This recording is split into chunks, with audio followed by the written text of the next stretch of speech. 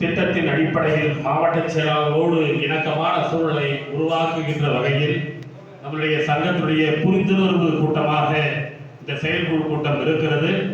இந்த செயற்குழு கூட்டத்தை மிக சிறப்பாக தலைமை வியக்குகின்ற வகையில் அற்புதமாக முன்னெடுத்திருக்கிற சகோதரர் திருவண்ணாமலை மாவட்டத்தினுடைய செயலாளர் அருமை அண்ணன் கோபி அவர்களை இந்த நேரத்தில் நாங்கள் மனதார பாராட்டுகிறோம்.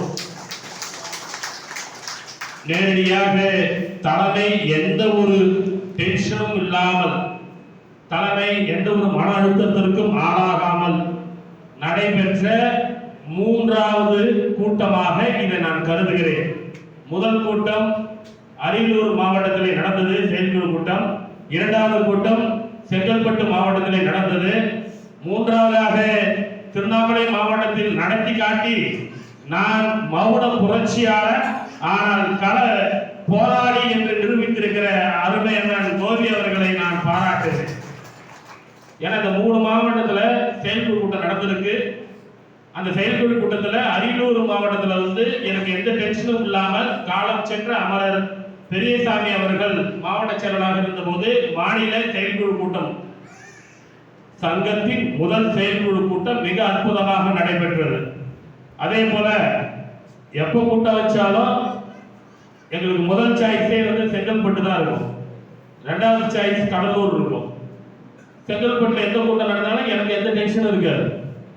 ஏன்னா எனக்கு அதை பற்றி கவலையே கிடையாது. ஃபுல் டென்ஷன் ஆனால் நான் பார்ப்பேன் ஆன்லைன்ல 2 மணிக்கு முடிச்சிருப்பாரு, பக்காவா வேலை நடக்குது, ஓ நல்ல வேலை நடந்துட்டு இருக்கு அப்படின்னு நான் எண்ணுவேன். ஏன்னா அந்த அளவுக்கு அந்த மாவட்டத்தை மிகவும் கவனமாக மிகவும் சிறப்பாக அரங்கம் முழுவதும் நிர்வாகிகளை நிரப்பி பாருங்கள், இதுதான் தமிழகத்தின் முதன்மை மாவட்டம் செங்கல் மாவட்டம் என்று எங்களுக்கு செங்கல்பட்டு மாவட்டத்தை ஒவ்வொரு முறையும் உணர்த்தி வருகிற ஆற்றல் மிகு செங்கை மாவட்டத்துடைய செயலாளர் தேசிய துறை செயலாளர் அருமையான அன்சாரி அவர்களுக்கு வாழ்த்துக்களை தெரிவித்துக் கொள்கிறேன். அடுத்ததாக கோபி அண்ணன், நான் ஏற்கனவே பல முறை கூறியிருக்கிறேன். என்ன விடயம் என்றால், நான் பர்சனலாக என் குடும்ப விடயமாக அத்திமலைப்பட்டு என்ற கிராமத்திற்கு வருகிற பொழுது இரவு சரியாக மணி 12 இருக்கும். அப்போது நான் அண்ணனிடத்தில் தகவல் சொல்கிறேன், திருவண்ணாமலைக்கு ஒரு வேலையாக வருகிறேன். அந்த இடம் அண்ணனுக்கு தான் தெரியும். அதனால அண்ணன் வந்து அந்த இடத்த மட்டும் காட்டுங்கன்னு சொன்னேன்.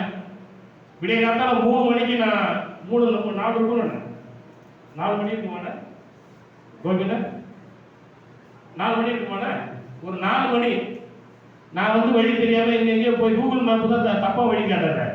நேரம் கொண்டு போய் எங்கெங்கயோ விட்டுருச்சு. வண்டி கவுந்து போற அளவுக்குலாம் சிக்கலாச்சு. அதெல்லாம் மீறி என் வீட்டில் சொன்னாங்க, என்ன உங்க நிர்வாகி வந்து வரனாங்க, உங்க நிர்வாகிகள் யாருமே வரல, நம்ம சரியான ரூட்ல வரல இருமான்னு சொல்லி நான் அந்த சாலையை கடக்கிற பொழுது உண்மையாக வியப்பாக இருந்தது. 5 வாகனத்தில், காரில் 4 சக்கர வாகனத்தில், அதாவது 3 மணி நேரத்தில் 5 வாகனத்தில் எங்களை சந்தித்து அந்த இடத்திற்கு அழைத்து சென்று மீண்டும் இந்த மாவட்டத்தினுடைய எல்லை வரை எங்களை கொண்டு வந்து விட்ட ஆக்கிரமிக்கு அண்ணன் கோபி அவர்களை நான் எப்போதும் நினைத்திருக்கிறேன். தீர்ந்து கூட சொல்லுவேன், இந்த முறை மிக சிறந்த ஒரு மாவட்டத்தை நான் தேர்ந்தெடுத்திருக்கிறேன்.